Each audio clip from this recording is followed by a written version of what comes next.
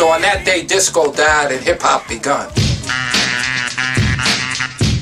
Один из основателей, даже можно сказать основатель, Саша Козырев, который на самом деле начал всех заражать этим танцем, поскольку он сам этим заболел. Это где-то 83-84 год.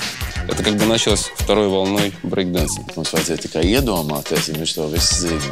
Уличная культура, которая дала возможность ребятам именно с улицы заняться чем-то вот именно искусством.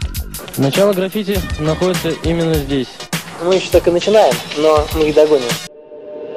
Эта культура не умирает, а развивается.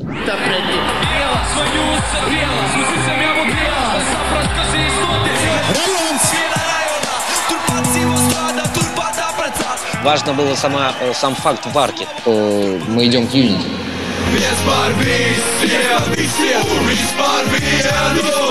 Reāla mīlestība gaisā. Ar masīviem basiem prezidents pils pagalmā skan hip-hops. Kur mēs atrodam kopēju valodu dziesmās, varbūt mēs varam atrast arī kopēju valodu valstī. Līrikas uzvar pār to parasto labadabadu.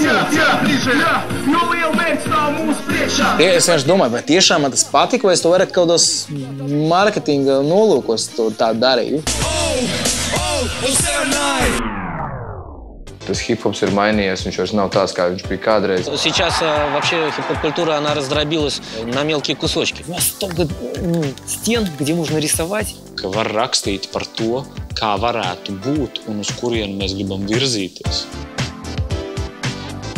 Joprojām man ir iekšā tā pati sajūta, kas bija kādreiz, kad es to sāku darīt.